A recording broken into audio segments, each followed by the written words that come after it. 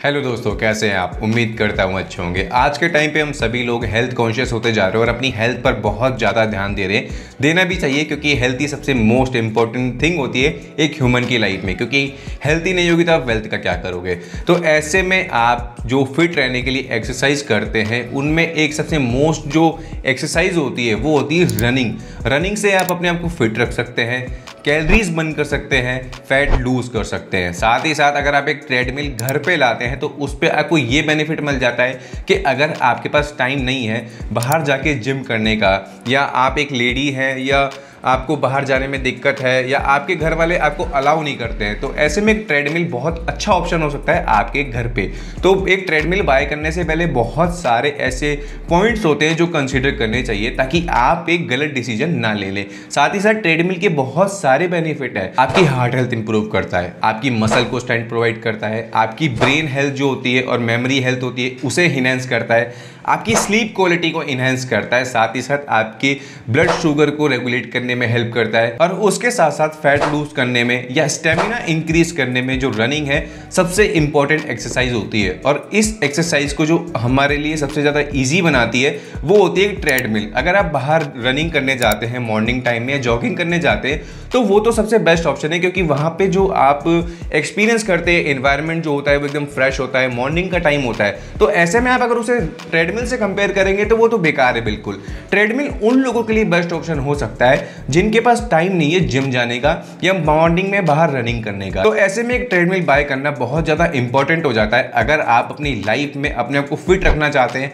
Healthy रखना चाहते हैं और अपना स्टेमिना जो है इंप्रूव करना चाहते हैं। तो इस वीडियो में मैं आपको बताऊंगा बेस्ट 5 ट्रेडमिल और कुछ ऐसे पॉइंट्स जो आपकी हेल्प करेंगे एक बेटर और एक बेस्ट ट्रेडमिल सेलेक्ट करने में। तो वीडियो में देर न करते हुए दोस्तों वीडियो को शुरू करते हैं।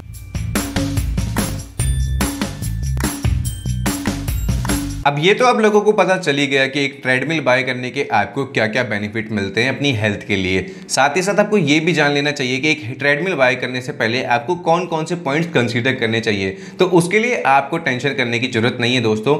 मैंने आपके लिए ये रिसर्च करी है, ये वीडियो बनाई है ताकि आपको एक अच्छा प्रोडक्ट सेलेक्ट करने में मैं हेल्प कर सकूं। साथ ही साथ आप अपने लिए एक बेस्ट डिसीजन ले पाएं फॉर बाइंग अ ट्रेडमिल। तो इस वीडियो में मैं आपके लिए कुछ ऐसे पॉइंट्स हैं जो शेयर करना चाहूँगा जो कि आपको ध्यान से सुनने चाहिए ताकि आप अपने लिए एक अच्छी और एक बेस्ट ऑप्शन ट्रेडमिल सेलेक्ट कर पाएं। फर्स्ट पॉइंट है दोस्तों पावर ऑफ ट्रेडमिल। बेसिकली अगर आप एक एवरेज रनर हैं तो ऐसे में आप एक 2 हॉर्स पावर की ट्रेडमिल कंसिडर कर सकते हैं, और वहीं आपको फास्ट रनिंग करनी है या आप किसी मैराथन की प्रिपरेशन कर रहे हैं या आप किसी कॉम्पिटिशन की प्रिपरेशन कर रहे हैं तो ऐसे में आप अप टू 5 हॉर्स पावर तक की पीक पावर वाली ट्रेडमिल को कंसीडर कर सकते हैं, जो कि आपके लिए सबसे बेस्ट ऑप्शन रहेगी। सेकंड पॉइंट है दोस्तों स्पीड ऑफ ट्रेडमिल। अगर आपको नॉर्मली जॉगिंग या रनिंग करनी है तो ऐसे में आप 0.8 से लेके up to 15 kilometre per hour speed वाली ट्रेडमिल कंसीडर कर सकते हैं, और वहीं आपकी जो रनिंग स्पीड है वो 15 किलोमीटर पर आवर से भी ज्यादा है तो ऐसे में आप एक हाइयर स्पीड वाली ट्रेडमिल कंसीडर करें, जो कि आपके लिए सबसे बेस्ट ऑप्शन रहेगा।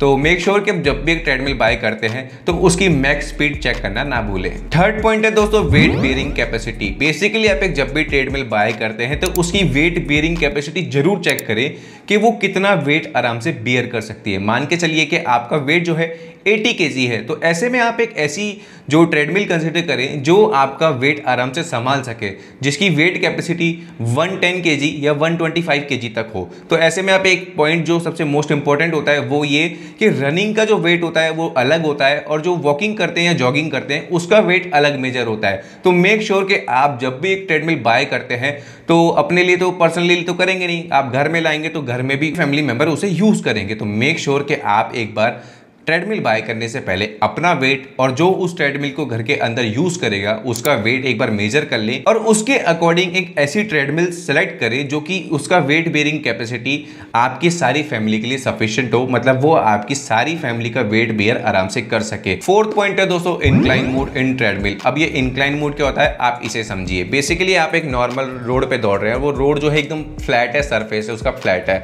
या आप ट्रेडमिल पे दौड़ रहे हैं वो भी फ्लैट है। अब वहीं आप एक चढ़ाई पर दौड़ेंगे या वॉकिंग करेंगे तो ऐसे में आपको ज़्यादा एफर्ट लगाने पड़ेंगे, और ज़्यादा एफर्ट के साथ साथ आपको ज़्यादा पावर भी लगानी पड़ेगी चढ़ने के लिए, रनिंग करने के लिए, क्योंकि आप चढ़ाई पर चढ़ रहे हैं। तो ऐसे में आपकी जो कैलोरीज है वो ज़्यादा बर्न होती है। तो इसलिए आपको ट्रेडमिल के अंदर इंक्लाइन मोड का ऑप्शन देते हैं। अब ये तो हो गई इंक्लाइन मोड की बात।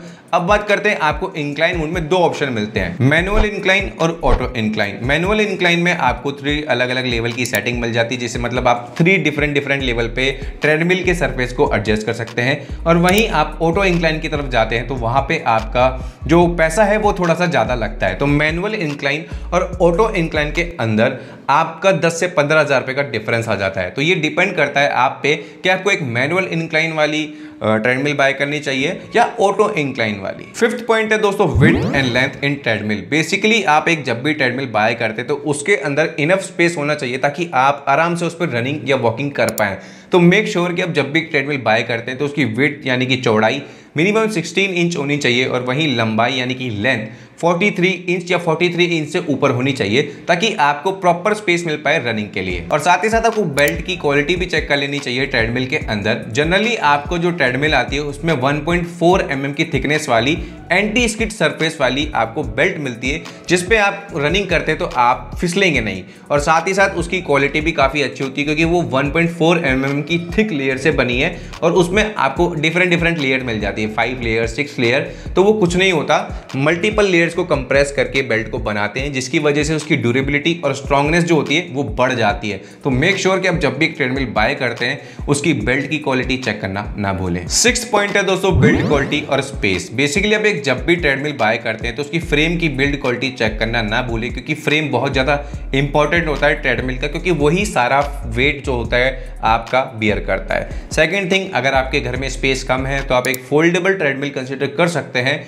और वहीं आपके घर में स्पेस की कमी नहीं है तो आप एक विदाउट फोल्ड वाली ट्रेडमिल भी कंसीडर कर सकते हैं। उसी के साथ साथ ट्रेडमिल बाय करने से पहले उसके अंदर लगे हुए शॉक एब्जॉर्बर भी चेक कर लें, क्योंकि जब आप रनिंग करते हैं या वॉकिंग करते हैं तो जो वेट होता है वो डिफरेंट होता है वॉकिंग के टाइम पे और रनिंग के टाइम पे। तो जैसे ही आप रनिंग करेंगे तो जो आप फोर्स क्रिएट करेंगे ट्रेडमिल के ऊपर, तो वो ट्रेडमिल का जो फोर्स जो क्रिएट होगा आपके थ्रू वो सारा एब्जॉर्व कर लेंगे शॉक एब्जॉर्बर, और आपको रनिंग करते टाइम ट्रेडमिल पे मिलेगी स्टेबिलिटी।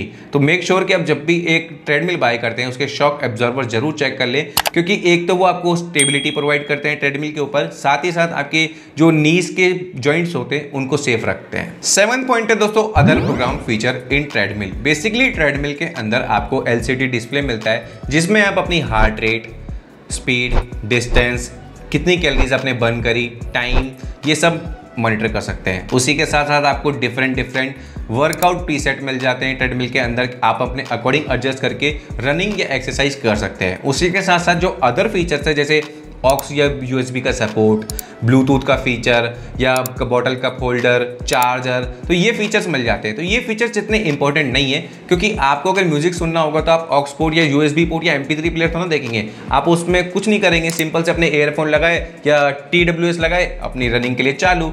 तो मेक श्योर कि ये फीचर इतने इंपॉर्टेंट नहीं है।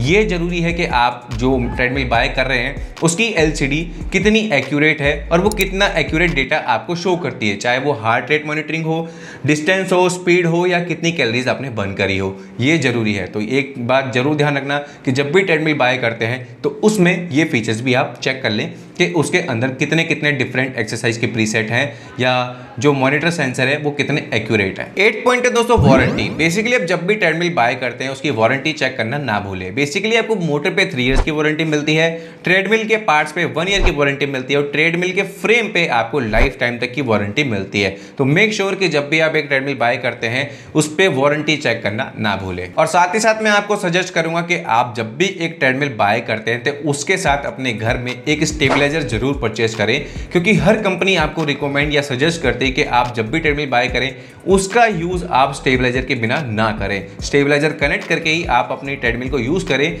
जिसकी वजह से आपकी जो ट्रेडमिल की मोटर है वो सेफ रहेगी और उसका टाइम ड्यूरेशन या जो रनिंग ड्यूरेशन है वो लॉन्गर टाइम तक रहेगा। तो मेक श्योर कि जब भी ट्रेडमिल रन करने वाले हैं तो एक स्टेबलाइजर जरूर खरीद लें। 9th पॉइंट है दोस्तों, सेफ्टी लैच या सेफ्टी की। बेसिकली आपने जब भी ट्रेडमिल के बारे में सर्च करा होगा तो वहां पे जरूर देखा होगा सेफ्टी सेफ्टी लैच या सेफ्टी की के बारे में, जो कि आपने देखा होगा वीडियोस के अंदर कि जब ट्रेडमिल पे आप रनिंग करते हैं तो उससे पहले आपको सेफ्टी लैच को अपने क्लोथ से अटैच करना पड़ता है। ऐसा क्यों? सेफ्टी पर्पस के लिए। अगर आप ट्रेडमिल पे रनिंग कर रहे हो, सडनली कोई एक्सीडेंट हो जाता है या ट्रेडमिल से गिर जाते हैं, तो सेफ्टी लैच आपसे ऑटोमेटिकली डिटैच हो जाएगा और जो ट्रेडमिल है वो ऑटोमेटिक शट ऑफ हो जाएगा। तो ये सेफ्टी लैच जो है आपको ट्रेडमिल के अंदर सेफ्टी पर्पस के लिए दिया जाता है। और वहीं आप जिम में जाके अगर ट्रेडमिल को देखेंगे, जो बड़ी एक्सपेंसिव ट्रेडमिल्स आती है, उनमें आपको सेफ्टी लैच का फीचर देखने को नहीं मिलता है। लास्ट पॉइंट है दोस्तों, power consumption of treadmill. Basically आप जब भी एक ट्रेडमिल बाय करते हैं तो वो आप अलग अलग हॉर्स पावर पे उसे यूज करते हैं। तो मान के चलिए कि आपकी 2 हॉर्स पावर की एक ट्रेडमिल है जिसे आप पर डे 1 आवर यूज कर रहे हैं, तो ऐसे में वो आपका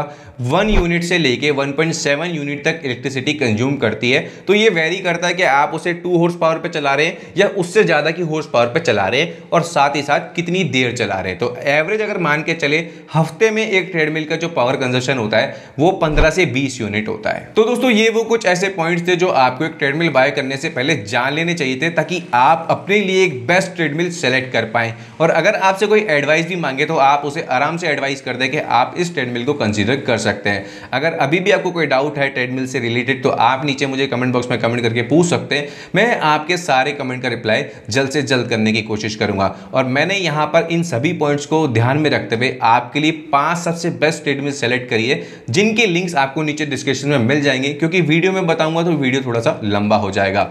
तो दोस्तों आई होप आपको ये वीडियो अच्छा लगा होगा, पसंद आया होगा। तो अगर पसंद आया तो मेक श्योर आप चैनल को सब्सक्राइब करके बेल आइकन को दबाना ना भूलें। तो मिलते हैं दोस्तों नेक्स्ट वीडियो में एक और नई रिसर्च के साथ। थैंक्स फॉर वॉचिंग शॉपिंग बाजार।